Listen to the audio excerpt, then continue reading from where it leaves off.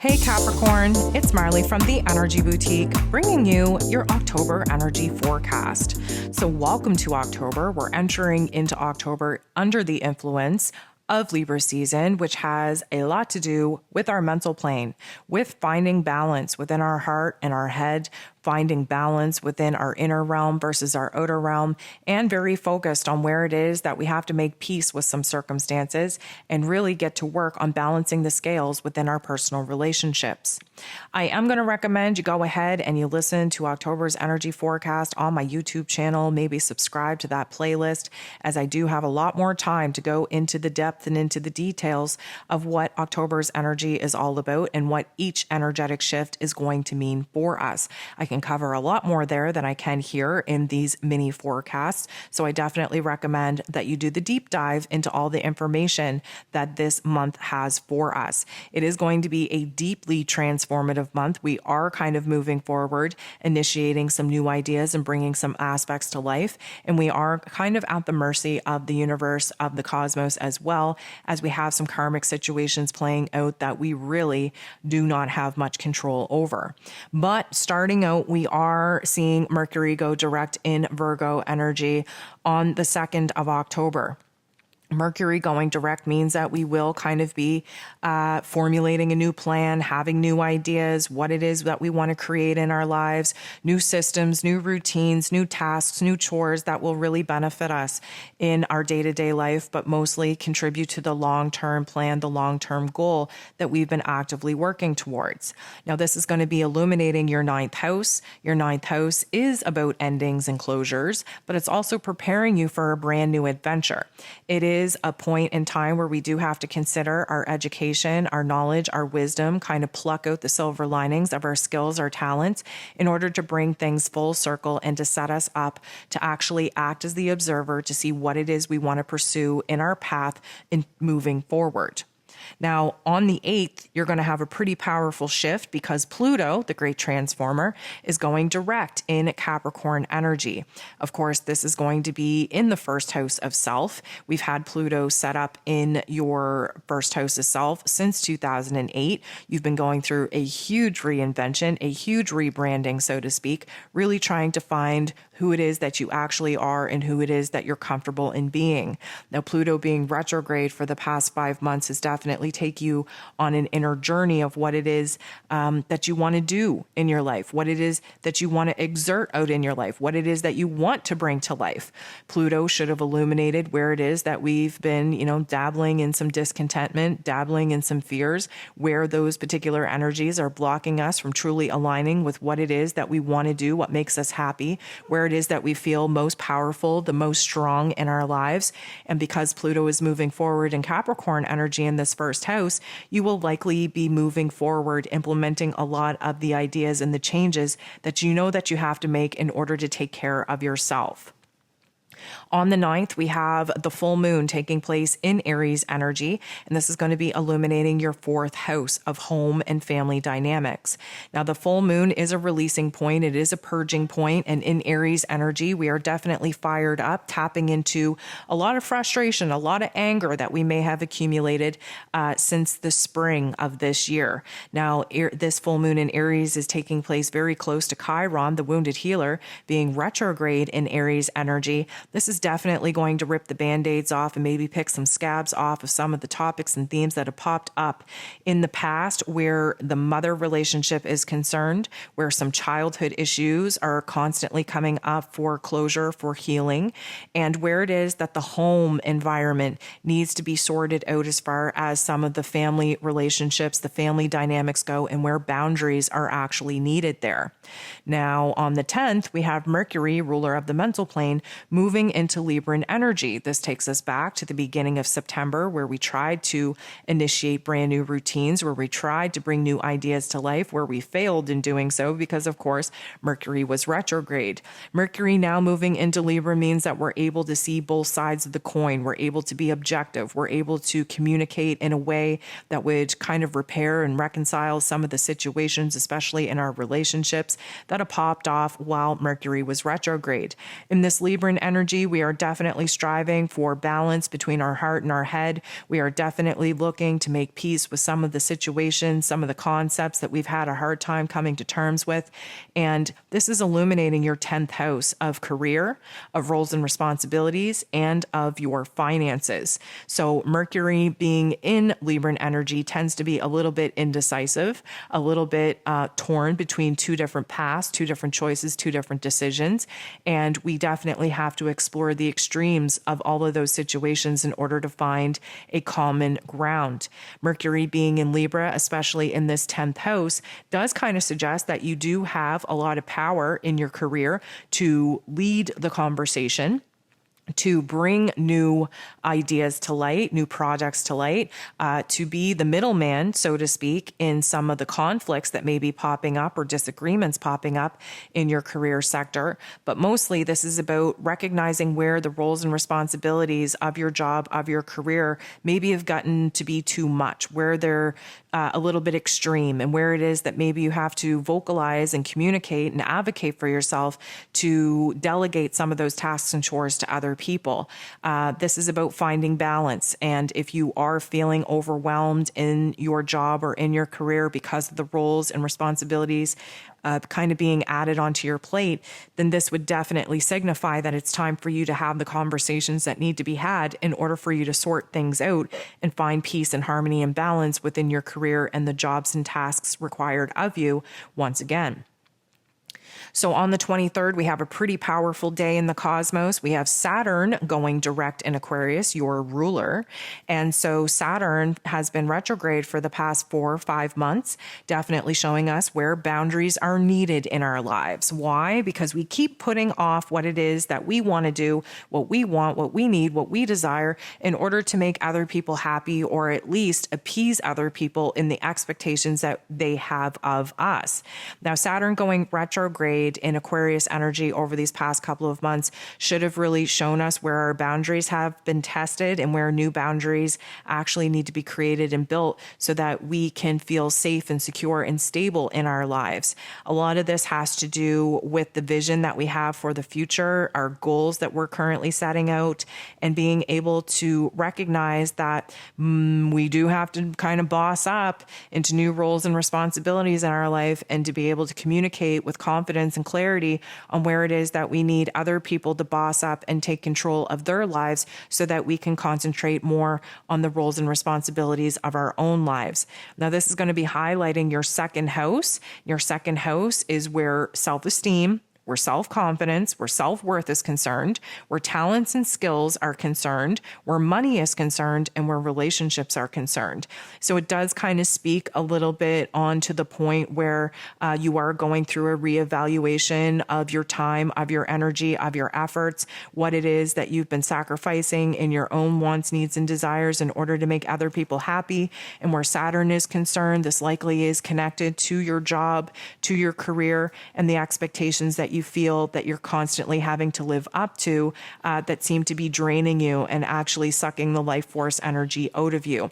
So there is a reevaluation of your worth, of your value, of your talents, of your skills, in order for you to kind of balance the scales on what it is that you are receiving monetarily and as far as praise goes versus all the energy that you're putting out just to keep other people happy. This would be a great time to actually focus on where you've been throwing yourself too much into work and not creating enough time, energy, and space for you to kind of pursue your own personal projects as well. Just hours later, we have Venus and the Sun moving into Scorpio energy. This is going to be triggering and highlighting your 11th house. Your 11th house is about friendships, connections, community, network, but mostly about the vision, about the dream that you have, your hopes and your wishes for yourself in a futuristic realm.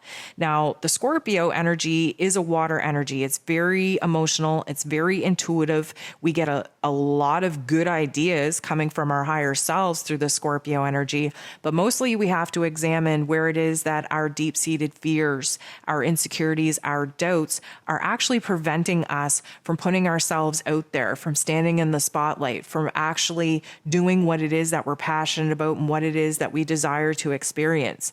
So having this particular energy kind of move in and illuminate for you where it is that maybe you have to stop and really think long term about what it is that you want to be creating for yourself, and then do an even deeper dive into your unconscious self, into your psyche, into your heart space, and see what it is that's coming up for you that's preventing you from actually initiating what needs to be initiated to go after pursuing what it is that you want, you need, and you desire. On the 25th, we have the new moon taking place. It's a solar eclipse at 2 degrees in Scorpio, also adding to the pressure, to the focus, to the want, need, and desire for you to figure out what it is that your dream actually is now. Now, this is the 11th house energy, so pay attention around this particular time. Who enters into your realm? This screams of being in the right place at the right time, with the right opportunities, with the right kinds of like-minded people that share your vision, that share your goal, that share your dream. Now, Scorpio energy is deeply emotional, deeply intuitive, but very transformative as well. So we are seeing another element of being able to transform our lives and get in alignment with a new mission and a purpose under this new moon energy. This is an eclipse energy, which means that we have to go back to the fall of 2021 when a major change, a major transition happened for you around that time. And then we have to kind of rewind to May of 2022. There was a continuation of that particular storyline. We're still very much in that storyline with the Taurus and Scorpio axis, bringing this eclipse energy, this wild card energy to our lives. But this is a solar eclipse, which means that we are being gifted with something. Something is being added to our lives, new opportunities, new passions, new desires, a new path, a new direction, a new advancement, if you will.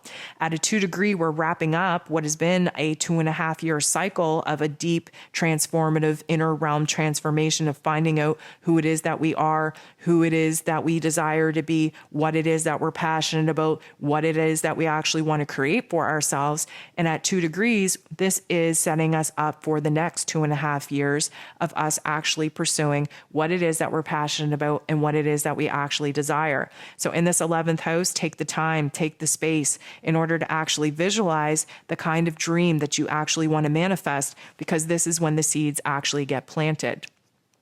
On the 28th, we have Jupiter going retrograde in Pisces energy. Jupiter is about growth and expansion, and taking us back into Pisces energy is a little bit of a reminder on what it is that we struggled with, what it is we grew through, what it is that we had to improve and transform through the year of 2021. Now, Jupiter moving back into Pisces is illuminating your 3rd house of your mental plane, your mental narrative of the information in the communication that you're able to bring in from your circumstances and actually formulate in your mental narrative to be encouraging and supportive instead of that negative Nancy narrative that you're all too comfortable with. In this 3rd house, you're also going to be able to kind of revisit some old ideas that you want to bring to life, that you want to revisit once again. In this Pisces energy, we have the ability to reconnect with our soul, with our spirit, with our dreams, with our creativity, and really refresh our soul and spirit so that when Jupiter goes direct again, we're able to actually have a plan, to have a strategy, to actually move forward. This is our chance to redo some of the elements that didn't go so well for us since 2022 began. And in the 3rd house, this has a lot to do with the way that you think, the way that you communicate, the way that you interact and express yourself, and primarily the way that you're able to channel some of the very beautiful inspirations and ideas that you get in the mental plane out into the outside world. On the 29th, we have Mercury moving into Scorpio energy as well, again adding to a little bit of the powerhouse energy setting up in this 11th house. Mercury energy is all about intellect, while Scorpio energy is all about intuition. We get the best of both worlds while this particular transit takes place, and in this 11th house, you are likely going to receive huge amounts of downloads, of inspirations, of ideas that feel good, that make sense in order for you you to actually bring to life in order for you to pursue. There is an uncovering of truths, if you will, especially where it is in our inner realm, in our inner narrative, that we are blocking ourselves with the shoulda, coulda, wouldas, with the what ifs, with our insecurities, with our doubts, that's preventing us from truly standing in the spotlight, in our power, and bringing some of the genius ideas that we have into the physical realm. Lastly, on the 30th, we have Mars, ruler of our physical energy, our drive, our passion, our desires. He is going retrograde in Gemini energy. Now, Mars will be in Gemini energy until March of 2023. This is an absurdly long transit that Mars will be taking, mostly because he will be going retrograde. But because Mars is used to exerting force and energy in the outside world to go after what it is that he wants to experience, what he's passionate about, what it is that he desires, when we go retrograde, that energy is internalized. And that can bring up a lot of anger, a lot of frustration, a lot of irritation. We're not able to communicate the way that we would like. There's a lot of bluntness to it. There's a lot of debate coming up for us. We are stuck in the mental plane, very aggressively trying to sort out what it is that we want to do with our lives, what it is we want to choose, what it is we want to decide upon. There's a lot of inner conflict going on, and that can definitely be projected outside of us in conversations with other people. So we do have to be a little bit careful about that. Mars going retrograde in Gemini energy is illuminating your 6th house of work, of service, of health and wellness. This rules over your day-to-day life, your tasks, your routines, the way that you're able to kind of focus on certain tasks and routines and be present in the moment.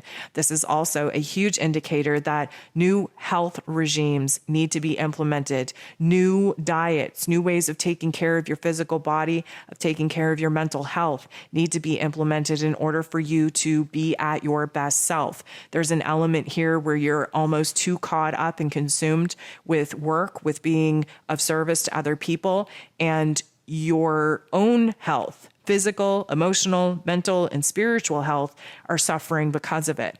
This is time for you to kind of shift the attention back on yourself to create a good flow in the run of your day so that you're eating healthy, you're thinking healthy, you're feeling healthy, and that you're making sure that your own life is in order and your own cup is being filled before you go ahead trying to create a safe space and a working space to take care of other people. There's no point in trying to fill up other people's cup from an empty cup within yourself. And there's no point in trying to consume yourself and distract yourself with work when it means that your health and wellness are going to suffer because of it. So it is a little bit of a wake-up call where it is that you need to kind of boss up and tap into that warrior spirit and really get yourself back on track. Some of the messages that I would like to leave you with to focus on as you move throughout the month of October. The first one is about creating new routines, new systems, new foundations in your life, really finding stability, finding safety, security in your life. I feel like there's been a lot of ideas thrown at you, a lot of ups and downs emotionally and mentally that you've had to experience. And this is about just finding the peace and the balance within your current circumstances in the here and now and concentrating on stabilizing what's going good for you right now before you go ahead and start building and adding things to your life that are going to kind of throw your realm out of whack once again. I feel like mid-month, there's a lot to celebrate, mostly because Saturn, your ruler, is finally going direct, which means that you get to move ahead with some of the ideas that you've been trying to bring to life that you've been unsuccessful in doing. This is also a great time to really focus on new opportunities that you want to create, new ideas that you want to bring to life, and seeing a lot of, I'm going to say, success and validation from the people that you choose to share these ideas with. I feel like you have the opportunity to advance in your career or to level up in your finances as long as you get out of your own way and you stop talking yourself out of these great ideas that you have. I feel like by the end of the month, you're definitely going to feel like things have come full circle, like you feel good about the choices that you've made, the decisions that you've made, the path, the direction that you're taking, taking. I feel like you would have implemented new routines in order to take care of yourself. I feel like you would have taken the time to kind of see where it is that you have to start doing some personal projects, some personal work, as well as continuing to do what is expected of you in your career and in your home life as well. So I definitely think that you are moving through trying to process what it is that is actually worth your time, your energy, and your effort as far as some projects go in bringing some creative ideas into this realistic realm. So Capricorn, that's all the information that I have for you for the month of October. I hope you have a beautiful month, and we'll talk to you soon.